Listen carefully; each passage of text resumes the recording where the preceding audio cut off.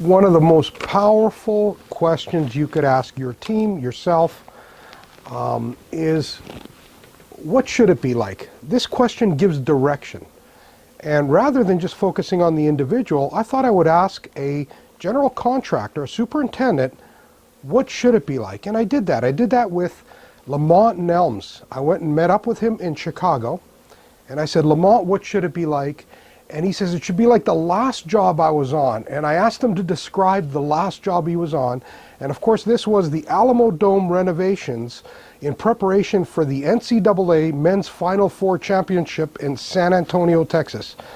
This was a big renovation, and they had to prepare, and they had a timeline. Now, he described the process that every general contractor should go through, which, again, he just went on, is number one, bring the right team together. Number two, implement the last planner system fully. Number three, manage the risk for the customer and yourselves. Number four, work with trade partners. Number five, bring true value to the customer. Number six, improve daily. It's an amazing staged process that, you know, he describes quite explicitly. I'm going to let him do that. Lamont, tell me what it's like. Through that project, we did a lot of learning together. It was one of our first full LPS full implementation projects.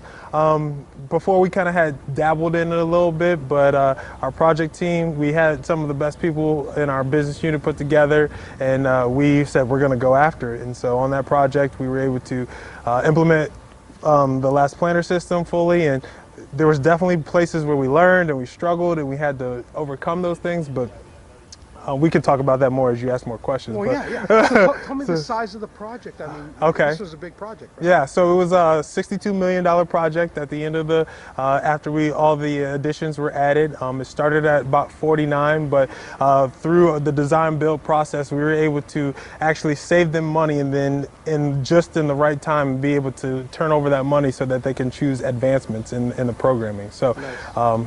We were able to allow them to go, the original design called for them to go back with the original metal halide lights, which was out of date, but through the process and us making sure that we could manage the money, and as we got through different components of the design and say, okay, now that risk is behind us, now we're comfortable with turning this money over to the owner, and we were able to make allow our trade partners to help us get to an LED solution, which was forward thinking and being able to look at a facility that they can, you know, continue to get the NCAA wanting to come back time and time again to the event. Yep. So you use the term trade partners, and everybody kind of says subcontracts. Yeah. So tell me the strategy around using the term trade partners.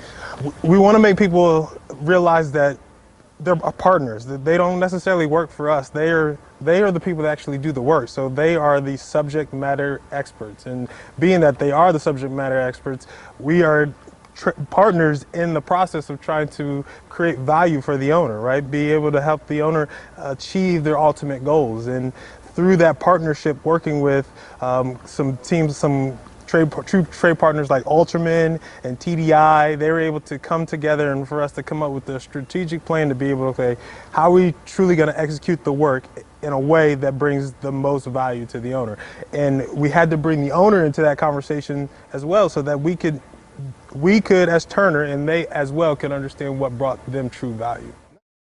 It's a journey. Is usually the first thing that comes out of my mouth. Is not something that it's a bunch of tools that you can check off, but ultimately it's a way of thinking. Like, how do I get better? How can I be better today than I was yesterday? And then being able to celebrate the successes, but ultimately being able to capitalize on any small increment of improvement we can find. And there's the last planner system component of it, but I think lean as a whole is continuous improvement and how can I be better, both as an individual, as a job team, as a company. Like, how do we get better each and every day? Wow. Well, there you have it. Lamonte Nelms in Chicago talks to us about his 6 stages of what it should be like. Amazing that he was able to bring it into 6 very clear, actionable steps or stages. The big question now is, what should it be like for you?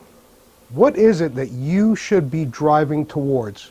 If you can't describe it, you'll never get there.